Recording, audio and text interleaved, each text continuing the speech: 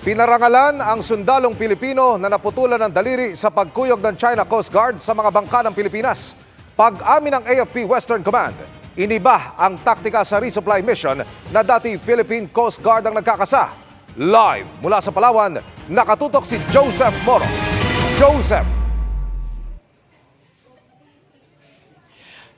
Emil, nagsiwas ng mga kutsilyo ang China Coast Guard habang nakikipagbuno ang mga ito sa mga Pilipinong sundalo sa Ayungin Shoal. Bukod dyan, ayon sa AFP, ay hindi pa rin ibinabalik ng China Coast Guard yung mga ninakaw nila na mga armas ng mga sundalo. Pinuntahan ni Armed Forces of the Philippines Chief of Staff General Romeo Browner Jr. si Seaman First Class Underwater Operator Jeffrey Facundo para gawaran ng Wounded Personnel Medal. Sabi nga namin, yan ang pinakamahirap kunin.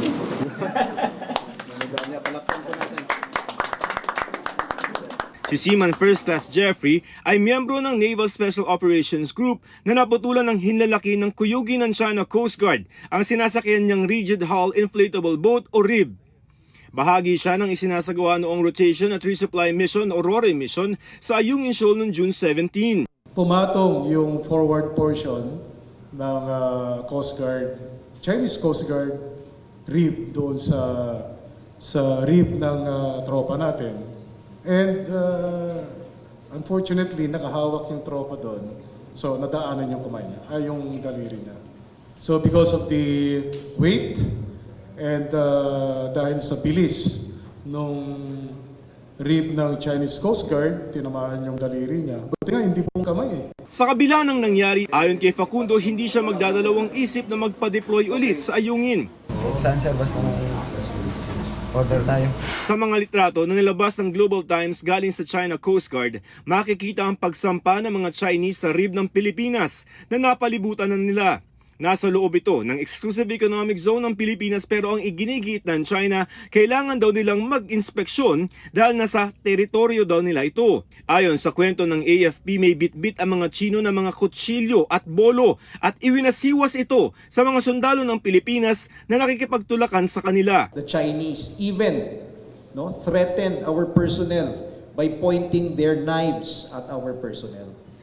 Despite this, lumaban po yung ating mga sundalo, Lumaban po with their bare hands, With their bare hands. Makikita niyo po, tinutulak nila yung rib ng kalaban ng Chinese Coast Guard palabas, palayo. Kinumpirma ng Armed Forces of the Philippines at AFP Western Command na ninakaw ng China ang 7 matataas na kalibreng baril na dala ng mga Pilipinong sundalo papunta sana sa BRP Sierra Madre. Hindi pa rin daw ito isinusoli ng China.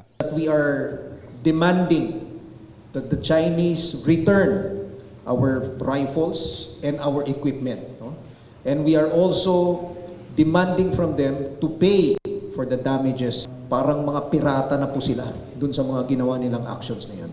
Sa iba pang litrato na inilabas ng Global Times mula sa China Coast Guard, nakikita ang pag-ipit sa RIB ng Pilipinas. Ang sabi ng China Coast Guard, ito yung persahan nilang pinalayo sa may Ayungin Shoal, ang RIB ng Pilipinas. Ayon sa AFP, pinagbubutas ng China ang mga sasakyang pandagat ng Pilipinas. Sinira ang mga motor nito at mga navigational equipment. Sinamsam rin ng China ang mga cellphone ng mga Pilipinong sundalo. Pero sa kabila daw ng mga agresibong aksyon ng China, gusto ko pong tanggalin yung impression na yung mga sundalo po natin ay hinayaan nila yung mga Chinese Coast Guard na kunin lamang yung ating mga kagamitan, sirain yung ating mga boats. Hindi po natin hinayaan sila.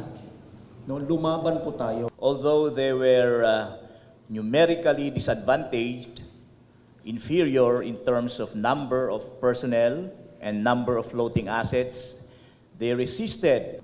Aminado si Western Command Commander Rear Admiral Alfonso Torres Jr., ibang taktika ang ginawa nila sa resupply mission. Kung nakagawian ng sibilyan na resupply vessel ang ginagamit na may escort na Philippine Coast Guard, ngayon mga bangka ng Philippine Navy ang sinubukan nilang ipasok sa Ayungin Shoal. It's my idea. It's actually operational matters, and as far as the schedule and the conduct of the operation, I am taking responsibility of that. Emily, giniit ng AFP na illegal itong ipinapatupad na bagong regulasyon ng China Coast Guard laban sa umunoy mga trespassers sa mga katubigan na inaangkin nila. Emil? Maraming salamat, Joseph Morong.